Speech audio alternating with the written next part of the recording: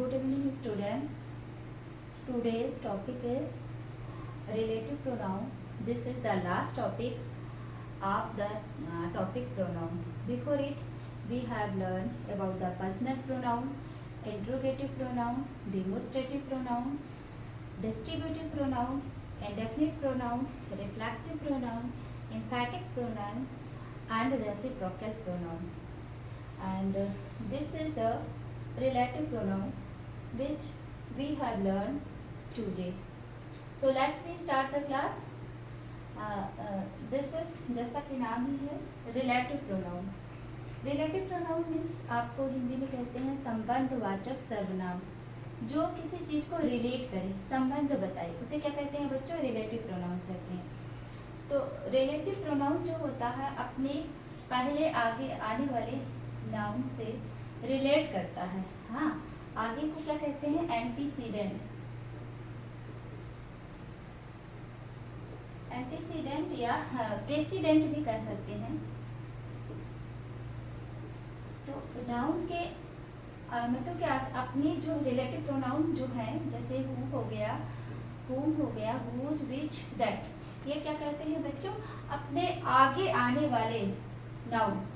ये हु है, हु के आगे आने जो भी नाउन आता है उससे क्या करते हैं? ये रिलेट करते हैं, संबंध बताते हैं. रिलेटिव प्रोनाउन क्या करते हैं? अपने एंटीसीडेंट का संबंध बताते हैं. एंटीसीडेंट क्या होगा? आगे आने वाला है तो नाउन हो गया, तो प्रोनाउन होगा.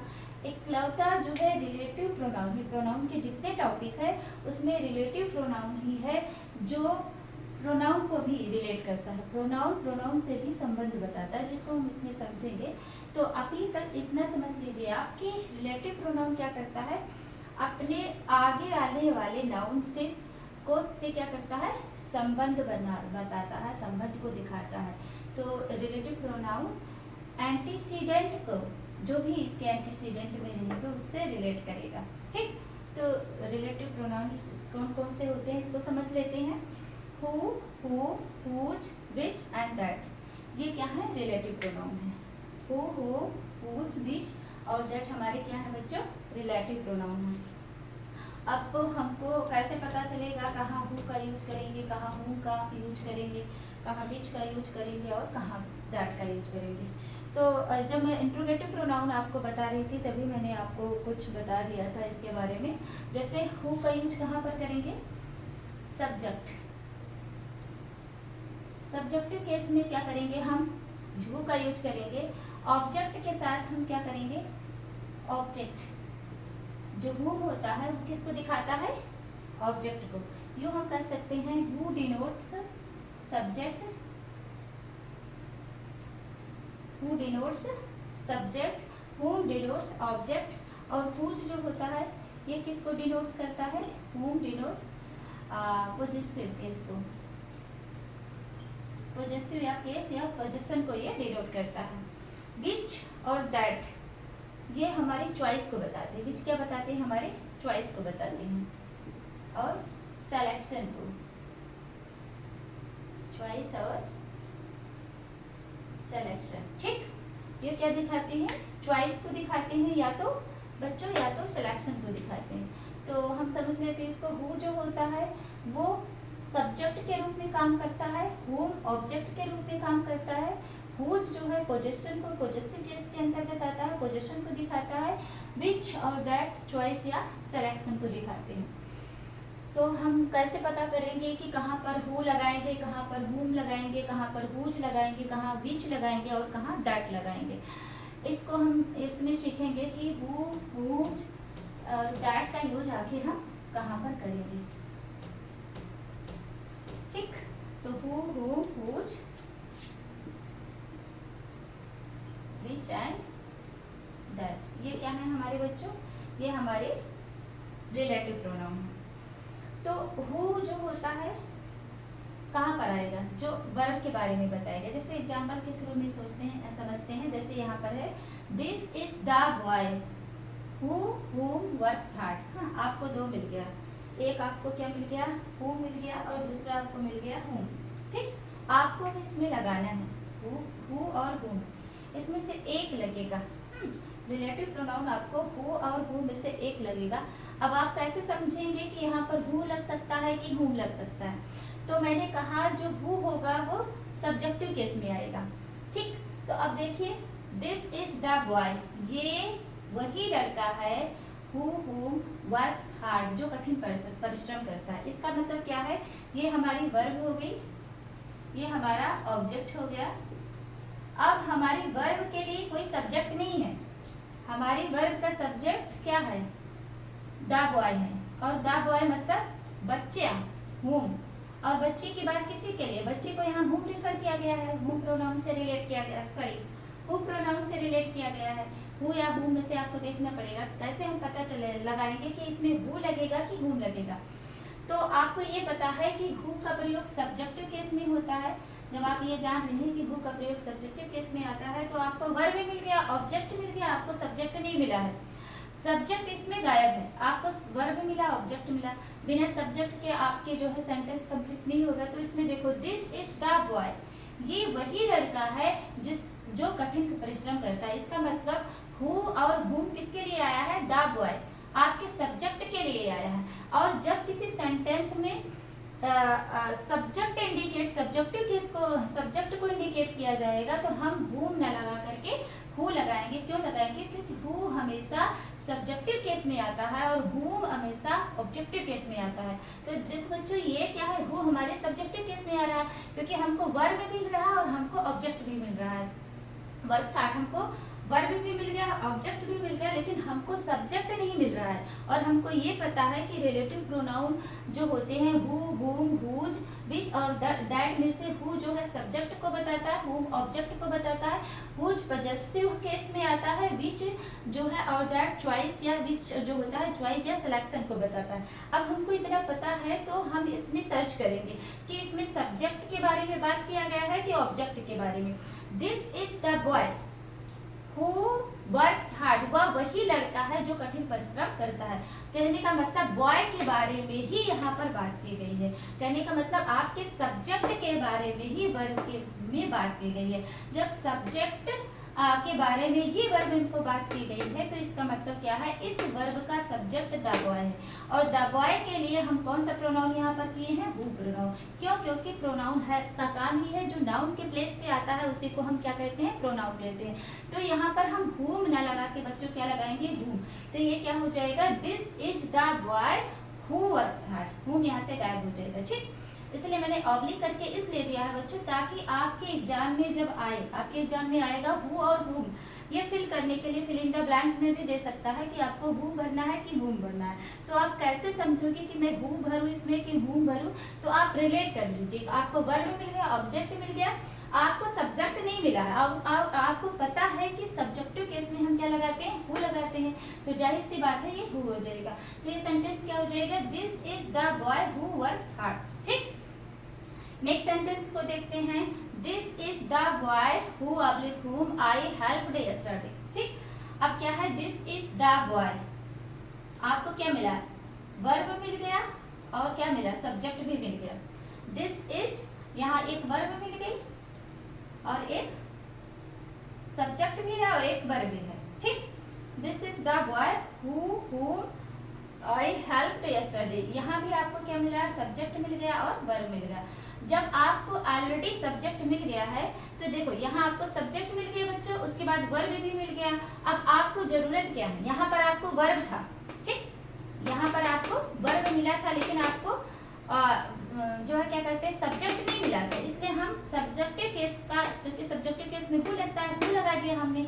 लेकिन यहाँ पर ध्यान दो, तो यहाँ पर आपको सब्जेक्ट भी मिल गया और वर्ब भी मिल गया। जब आपको सब्जेक्ट भी मिल गया है और वर्ब भी मिल गया है तो हम क्या लगाएंगे, ऑब्जेक्टिव केस के बाद ऑब्जेक्टिव केस को ही लगाएंगे।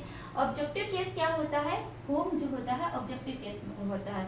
वैसे भी माना गया है जो whom कहाँ पर लगाते हैं, क्लाज के साथ लगाते हैं, ठीक। और क्लाज कब होती है, जब आपका सब्जेक्ट और वर्ब मिले, सब्जेक्ट और वर्ब दोनों रहेगा तभी क्लाज बनती है, ठीक। तो whom जो है किसके साथ यूज करते हैं, क्लाज के साथ यूज करते हैं, सब्जेक्ट वर्ब। आपको सब्जेक्ट भी मिल गया और आपको वर्ब भी मिल गया। तो यहाँ पर हम क्या लगाएंगे, सब्जेक्ट वर्ब के बाद हमको किसकी जरूरत पड़ेगी, ऑब्जेक्ट की। तो इसमें क्या लग जाएगा, whom लग जाएगा, ठीक। यहाँ पर आपको देखो, यहाँ पर आपको वर्ब मिला ऑब्जेक्ट मिला, लेकिन आपको सब्जेक्ट की जरूरत पड़ी तो हमने हु लगा दिया, क्योंकि हु किस केस में लगेगा, सब्जेक्टिव केस में लगेगा। लेकिन यहाँ पर देखो आपको सब्जेक्ट भी मिल गया और वर्ब भी मिल गई, आपको जरूरत किसकी है, एक ऑब्जेक्ट की जरूरत है, और ऑब्जेक्ट के लिए हम क्या लगाते हैं, हुम लगाते हैं, तो इसलिए हम यहाँ पर क्या लगा देंगे, हुम लगा देंगे। एक दूसरी तरह से इसको भी समझ लेते हैं इस सेंटेंस को, जैसे दिस इज द बॉय, यह वही लड़का है, whom I helped yesterday, जिसकी मैंने हेल्प की थी कल, जिसकी मैंने हेल्प की थी। तो इसका मतलब यह वही लड़का है, this is the boy. Boy के बारे में यहाँ बात नहीं हुई है, यहाँ पर बॉय के बारे में ही बात हो रही थी, this is the boy who works hard. यहाँ बॉय के बारे में ही वर्ब में बात हो रही थी, लेकिन यहाँ पर बॉय अलग है और हेल्प करने वाला कोई दूसरा अलग है। कहने का मतलब आई हेल्प्ड, क्या करोगे अगर इसको इधर से देखो तो क्या हो जाएगा, आई हेल्प्ड, किसकी हेल्प की, द बॉय। इसका मतलब आई हेल्प्ड हिम, हम मैंने उसकी सहायता की, इसका मतलब मैंने किसी ऑब्जेक्ट की सहायता की। ठीक, तो ये ऑब्जेक्ट वैसे भी आ रहा है, इसलिए यहाँ पर हम क्या लगाएंगे, ऑब्जेक्टिव केस लगाएंगे। तो इस सेंटेंस में हमारा क्या सही होगा, हुम सही होगा, हु यहाँ नहीं रहेगा। ठीक, हु और हु में ये डिफरेंसेस है, आप जान लीजिएगा। जब आपको एक और चीज है, पेयर में जब बहुत बड़े बड़े आते हैं, कंपटीशन में आते हैं, तो पेयर में दे देता है सब्जेक्ट और वर्ब। जब आपको सब्जेक्ट और वर्ब मिल जाए, ठीक, एक सब्जेक्ट और एक वर्ब मिल जाए, आगे एक सब्जेक्ट वर्ब मिल जाए, दूसरा सेंटेंस हु और हुम के बाद भी सब्जेक्ट और वर्ब आपको मिल जा रहा है, तो सब्जेक्ट और वर्ब आपको मिल रहा है तो आपको ऑब्जेक्ट की ही जरूरत मिलेगी पड़ेगी। जैसे पहले सेंटेंस में देखो, आपको सब्जेक्ट मिल गया, ठीक, यहाँ पर आपको वर्ब मिल गया, लेकिन आपको इसका सब्जेक्ट नहीं मिला, आगे कुछ नहीं है क्योंकि ये वर्ब है, तो हमने इसको सब्जेक्ट बना लिया। लेकिन इसमें क्या है, आपको सब्जेक्ट भी मिल गया, आपको वर्ब भी मिल गई। जब आपके सेंटेंस में एक सब्जेक्ट और वर्ब इधर भी मिल गई और सब्जेक्ट और वर्ब यहाँ भी मिल गई, तो आपको इसका ऑब्जेक्ट ही तो जरूरत है, तो ऑब्जेक्टिव केस के लिए हम क्या लगा देंगे, यहाँ हुम लगा देंगे। तो बस इतना याद रखना कि जहाँ पर ऑब्जेक्टिव केस के बारे में बात होगी, वहाँ हम क्या लगाएंगे, हुम लगाएंगे।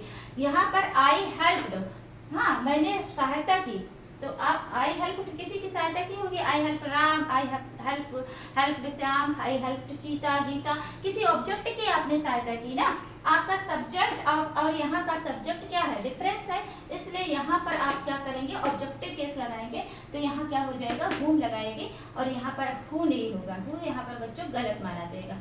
हु का प्रयोग न करके यहाँ पर क्या करेंगे, हुम करेंगे। दिस इज द बॉय हुम आई helped yesterday. I think you got it, you understand this line, you understand the differences between the who and whom। अगर किसी को प्रॉब्लम होगी तो क्लास में पूछ लेगा, ठीक। नेक्स्ट देखो, the girl whose या that father teachers in my school is laborious। मैंने कहा बच्चों कि who सब्जेक्टिव केस में लगेगा, whom ऑब्जेक्टिव केस में लगेगा, और whose कहाँ लगेगा, जहाँ पोजीशन दिखाएगा, पोजीशन अधिकार दिखाया जाएगा। पॉजेसिव केस जहाँ होगा, जहाँ पर पोजीशन को दिखाया जाएगा, वहां पर हम क्या लगाएंगे, वहां पर हम हुज लगाएंगे। तो द गर्ल हुज, और इसके के क्या होता है, का की के आता है, का की के, हाँ ये होता है, जिसमें हम आप लगाते हैं, या जैसे राम्स फादर हो गया, राम्स फादर, ऐसे भी हम लिख सकते हैं पोजीशन में, या ऐसे भी लिख सकते हैं कि, एक मिनट, राम्स फादर या फादर ऑफ राम, ठीक, फादर ऑफ राम, दोनों का मतलब एक ही है। राम के पिताजी, अगर हम शॉर्ट में लिखेंगे अपॉस्ट्रोफी लगा के तो राम्स फादर हो जाएगा, अगर डिटेल में इसमें लिखना चाहें तो फादर ऑफ राम होगा। तो जहाँ पर पोजेशन दिखाएगा, अधिकार को दिखाएगा, हाँ पोजेसिव केस का जहाँ यूज होगा, वहां पर हम क्या लगाएंगे, हुज का प्रयोग करेंगे। हुज कोई डिफरेंस चीज नहीं है बेटा, कि आप ये समझो कि हुज क्या है। आपको मैंने केस बताया था, पोजेसिव केस जो आपको बताया था आप लोगों को, कि जैसे ही का पोजेसिव केस हिज होता है, सी का हर होता है, और दे का देयर, और आई का माई, बी का आवर पोजेसिव केस होता है। सेम उसी तरह से हु का पोजेसिव केस क्या होता है, हुज होता है। तो हुज क्या है, हु का ही पोजेसिव केस है, ठीक। हुज क्या है बच्चों, हु का ही पोजेसिव केस है, इसे का की के अर्थ में हम लगाते हैं। तो हुज का पोजेसिव केस क्या है, हु का पोजेसिव केस हुज होता है, ठीक। नेक्स्ट देते हैं, ये आपका टॉपिक ठीक, तो इसमें देखो the girl whose father teachers in my school is laborious. The girl, वो लड़की जिसके फादर, ताकि क्या आ गया ना, वो लड़की जिसके फादर मेरे स्कूल में पढ़ाते हैं, इज लेबोरियस, बहुत ही वो लेबोरियस है। द गर्ल हुज फादर, यहाँ पर दैट भी लगाई हूँ ना, तो दैट नहीं होगा, दैट नहीं होगा यहाँ पर। ठीक, इसको हम इसके लिए जानबूझ कर लगाए हैं कि आपको ऐसे ही एरर में आएगा, आपको हुज भी दे दिया और दैट भी दे दिया, तो आप सोचोगे कि हुज लगाएं कि दैट लगाएं। तो अगर आपका कंसेप्ट क्लियर होगा तो आप आसानी से लगा दोगे। जब आपको पता है कि पोजेशन जहां पर आएगा वहां पर हम हुज का प्रयोग करेंगे, जहां काकी के अर्थ में अधिकार को दिखाया जाएगा, पॉजिटिव केस को में जहां दिखाया जाएगा वहां हम क्या लगाएंगे, हुज लगाएंगे। और यहाँ पर इस सेंटेंस में क्या है, पॉजिटिव केस में पोजीशन ही दिखाया गया है। The girl whose father teach in my school is laborious, वो गर्ल जिसके फादर मेरे स्कूल में पढ़ाते हैं वो काफी लेबोरियस है, तो गर्ल्स लेबोरियस है। ठीक, तो यहाँ पर अधिकार गर्ल्स के का पोजीशन किसके है, फादर से, इसको पॉजिटिव केस में इसमें ले लिया गया है कि द गर्ल हुज फादर, जिसके फादर, काकी की आया ना, अब इसका गर्ल्स का रिलेशन और इनके फादर, ये दोनों क्या है, रिलेट हो रहे हैं, एक दूसरे से रिलेशन दिखा रहे हैं। तो यहाँ पर हम रिलेटिव प्रोनाउन क्या लगाएंगे, हुज लगाएंगे, ना कि दैट लगाएंगे। तो यहाँ पर क्या लगेगा बच्चों, हुज लगेगा। ठीक, नेक्स्ट देखो, this is the man whose या that father is a lawyer. अब आप बताइए इसमें क्या होगा, दिस इज द मैन, वो ये वही आदमी है जिसके फादर लायर हैं। इसमें भी क्या है, पोजीशन दिखा रहा है, अधिकार को दिखा रहा है, तो क्या हो जाएगा यहाँ पर, हुज होगा, दैट नहीं होगा, दैट नहीं होगा, यहाँ पर क्या लगाएंगे, whose. This is the man whose father is a lawyer. ठीक, नेक्स्ट एग्जांपल देखते हैं, this is the book which helped me a lot. तो आप इतना याद रखना पहले कि हु, हुम, हुज, ये किसके लिए लगेगा, ये लिविंग चीजों के लिए लगेगा। ठीक, हु, हुम इज ये लिविंग चीजों के लिए लगता है, और ये जो विच और दैट है ये जो होता है थिंग्स के लिए भी लगता है और नॉन लिविंग चीजों के लिए भी रहता है। हु, होम और हुज का प्रयोग हम लिविंग चीजों के लिए करते हैं, और ये जो होता है थिंग्स के लिए भी यूज किया जाता है इसको, और नॉन लिविंग चीजों के लिए भी इसको यूज किया जाता है। प्लस मैंने बताया है विच जो है चॉइस को भी दिखाता है और सिलेक्शन को भी दिखाता है। अब देखते हैं वस्तुओं के लिए यूज किया जाता है इसको, दिस इज द बुक। अब क्या हुआ, बुक एक थिंग्स है ना, बुक एक वस्तु हो गई। विच हेल्प्ड मी अ लॉट, ये वही बुक है जिसने मेरी काफी ज्यादा सहायता की। अब इसमें हु ना लगाएंगे, हुम नहीं लगाएंगे और हुज भी नहीं लगाएंगे। आपको कंसेप्ट आपका क्लियर होना चाहिए। अब यहीं पर आपको हो गया, this is the book whom helped me a lot, या who helped me a lot, या whose helped me a lot आ गया। तो आपको ये पता होनी चाहिए, जहां पर वस्तु किसी थिंग्स के बारे में या किसी नॉन लिविंग चीजों के बारे में बताया जाएगा, वहां पर हम क्या लगाते हैं, विच का प्रयोग करते हैं। हु, हुज और हुम केवल और केवल लिविंग चीजों के लिए लगता है, लेकिन बेटा पर्सन के लिए भी ये विच और दैट होता है, ये पर्सन के लिए भी लगता है और प्लस थिंग्स के लिए भी लगता है। ठीक, कहीं कहीं पर विच और दैट पर्सन के लिए भी लगता है, लेकिन हु, हुज और हुम जो होता है ओनली पर्सन के लिए, ओनली पर्सन के लिए, ये और किसी चीज के लिए नहीं लगता है। हु, हुम और हुज ओनली पर्सन के लिए लगता है, लेकिन विच और दैट कभी कभी पर्सन के लिए भी लग सकता है और कभी कभी थिंग्स के लिए भी लगता है। ठीक, इसमें थोड़ा सा मिस्टेक हो गया था, आप सुधार लीजिए इसको कि विच और दैट का प्रयोग किसके लिए करेंगे, पर्सन के लिए भी करेंगे और थिंग्स के लिए करेंगे, लेकिन हु, हुम और हुज का प्रयोग ओनली और ओनली किस लिए करेंगे, पर्सन के लिए करेंगे। तो आप इस एग्जांपल को देखो,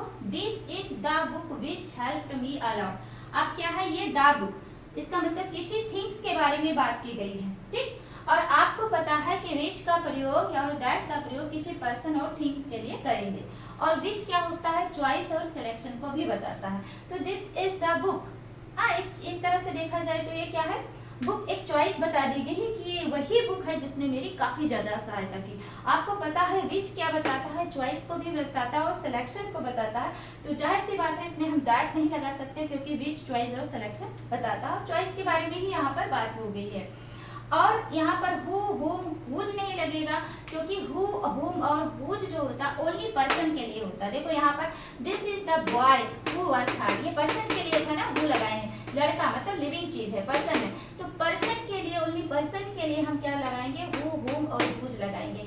which और that का प्रयोग पर्सन और थिंग्स दोनों के लिए करेंगे, लेकिन which जो है चॉइस और सिलेक्शन दोनों बताता है। तो यहाँ पर चॉइस है, बुक की चॉइस उन्होंने बताई है, तो हम यहाँ पर केवल और केवल क्या लगाएंगे, which लगाएंगे। तो आपके सेंटेंस में ये which जो है बिल्कुल सही है, यहाँ पर क्या है which, ठीक, ये बिल्कुल करेक्ट है। तो this is the book which helped me a lot, ये वही बुक है जिसने मेरी बहुत ज्यादा सहायता की है। नेक्स्ट देखते हैं, all that and which glitters is not good. इसको पढ़ने से पहले थोड़ा सा आप समझ लीजिए दैट के बारे में। दैट के बारे में कुछ पॉइंट मैं आपको बताना चाह रही हूँ कि दैट हम कहाँ कहाँ पर यूज कर सकते हैं। एक तो बच्चों सुपरलेटिव डिग्री जहाँ पर भी आएगी, सुपरलेटिव डिग्री के पहले हम दैट का प्रयोग करेंगे। हाँ, जैसे गुड, बेटर, बेस्ट, बेस्ट आपकी क्या है, सुपरलेटिव डिग्री है, तो उसके पहले हम क्या यूज करेंगे, उसके पहले हम दैट का यूज करेंगे। प्लस आपके सेंटेंस में कोई ऐसा मतलब आपका जो भी सेंटेंस हो, कोई ऐसे सिस्टमेटिक हो कि किसी पर्सन के बारे में और एनिमल्स के बारे में, एक सेंटेंस में पर्सन और एनिमल्स दोनों के बारे में बताया गया है। इसको आप नोट डाउन कर लो, एनिमल्स के बारे में और प्लस पर्सन के बारे में, ठीक, एक ही सेंटेंस है, उसमें एनिमल के बारे में भी बता दिया गया है और पर्सन के बारे में भी बता दिया गया है एक सेंटेंस में। तब वहां पर हम विच यूज ना करके क्या यूज करेंगे, दैट का यूज करेंगे। हम वहां पर विच नहीं यूज करेंगे, क्योंकि आपको पता है विच का प्रयोग पर्सन के लिए, दैट का प्रयोग पर्सन के लिए, विच का प्रयोग थिंग्स के लिए और दैट का प्रयोग भी थिंग्स के लिए होता है। लेकिन सुपरलेटिव डिग्री जहां पर आएगी हम विच नहीं प्रयोग करेंगे। सुपरलेटिव डिग्री के पहले किसी भी सेंटेंस में सुपरलेटिव डिग्री आई तो उसमें हम दैट ही कनेक्टिव वर्ड लगाएंगे। रिलेटिव प्रोनाउन कौन सा लगाएंगे, दैट लगाएंगे। और रिलेटिव प्रोनाउन को बच्चों कनेक्टिव प्रोनाउन या कहते हैं, क्योंकि ये कंजंक्शन के रूप में भी काम करता है। कंजंक्शन के रूप में काम करने के कारण इसको कनेक्टिव प्रोनाउन भी कहते हैं या इसको कंजंक्शन प्रोनाउन भी कहते हैं।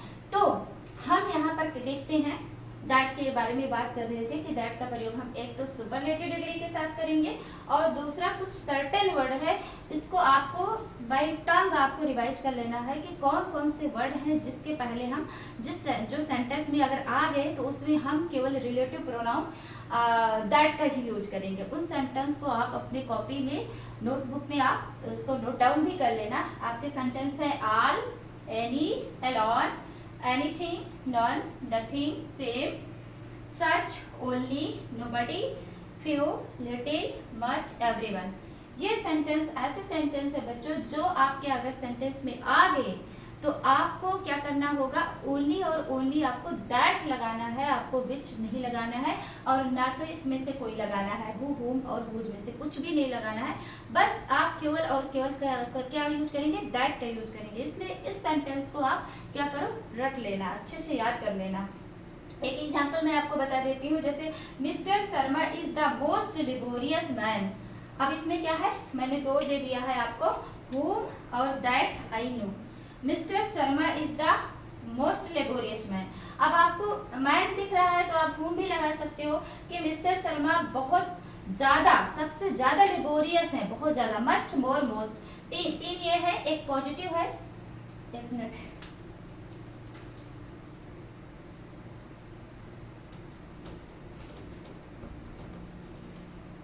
मच, मोर, मोस्ट, ठीक, ये आपकी पॉजिटिव हो गई,